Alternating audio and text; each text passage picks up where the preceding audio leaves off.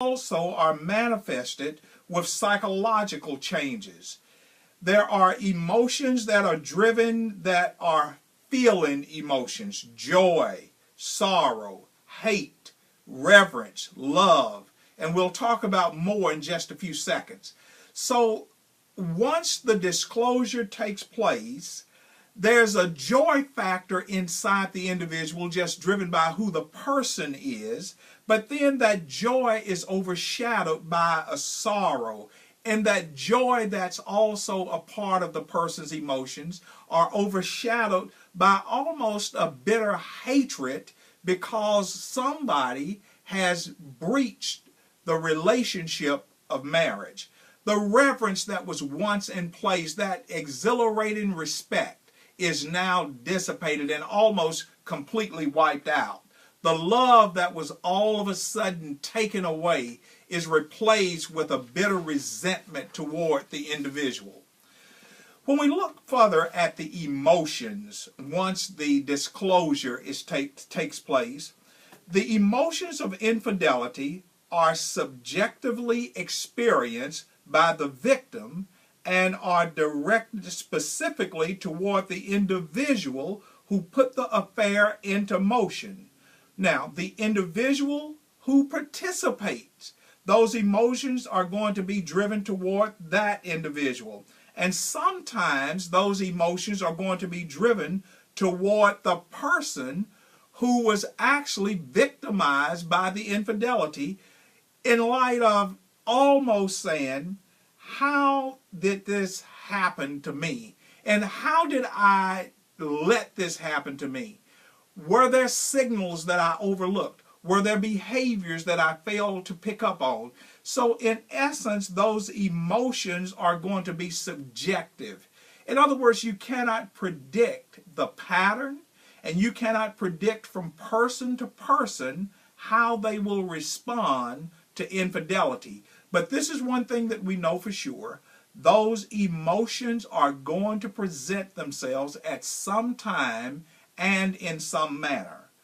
The emotions may manifest as what one would think are no emotions. The person is silent.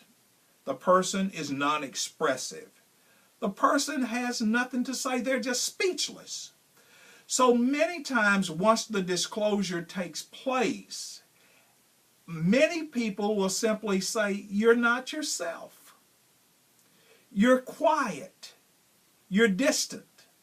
But the reality is that person is really showing emotion about what's been disclosed.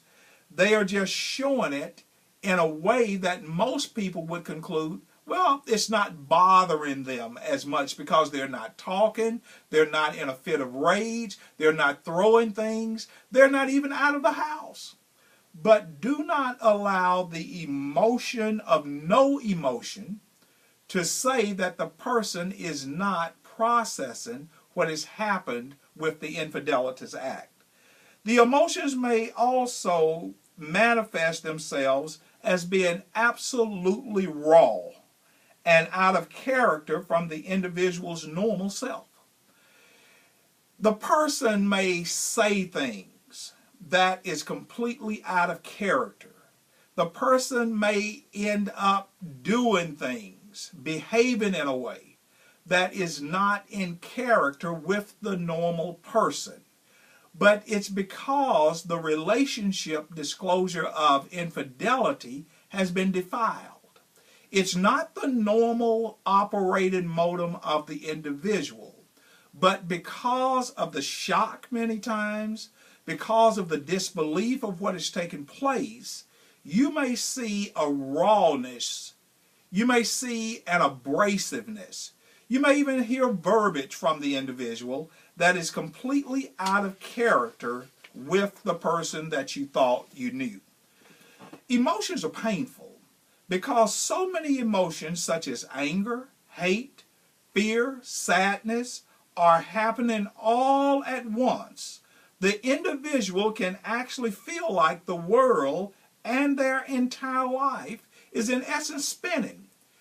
You've got all of these things happening at the same time. And then inside the person, there's a loving person, there's a joyous person. And now the disclosure of infidelity has taken place. And now you've got love, you've got joy, you've got anger, you've got hate, fear, sadness, all mixing together. And because of that, the person may seem as if he or she are actually spiraling out of control. Their world is moving rapidly, and it seems as if they have lost control. Emotions of anger and vengeance, sadness, bitterness are naturally not comfortable, so it is not a surprise when the spouse begins to do whatever is necessary to ease the pain of negative emotions. It's almost like having a headache. You want to take sedatives, you want to take aspirin, you want to go to sleep, you want to escape the pain. And many times when infidelity is disclosed, the person simply wants to eliminate or minimize their anger, their vengeance, their sadness, their bitterness. And the way sometimes that is acted out may seem and may be a little bit out and inappropriate. The attempt to escape this pain is really unpredictable, and it's going to vary from person to person, but they will always make some attempt to escape this pain. Pain is always hard to deal with, and the pain of an unfaithful marriage is one of the worst pains that one will experience, aside from the death of a spouse or the death of a child. In the book of Judges, chapter 19, verses 1 and 2, the pain is the pain whether you are spiritual or not. It came to pass in those days when there was no king in Israel that there was a certain Levite sojourning on the side of Mount Ephraim who took to him a concubine out of Bethlehem, Judea. And his concubine played the whore against him and went away from him unto her father's house. Here's a Levite, a person who's responsible for taking sacrifices and offering sacrifices and keeping the temple, and his wife was unfaithful, and it took the wind out of him. He still was a Levite, but his relationship with his spouse has been shattered, it has been disclosed, and even the Levite has to deal with the hurt and the pain and the ramifications of how do I process this. And what you'll discover, regardless of your walk in life, when that is disclosed in terms of unfaithfulness, there are emotions that will always follow. I will see you back in class again tomorrow. Don't be late and don't skip class.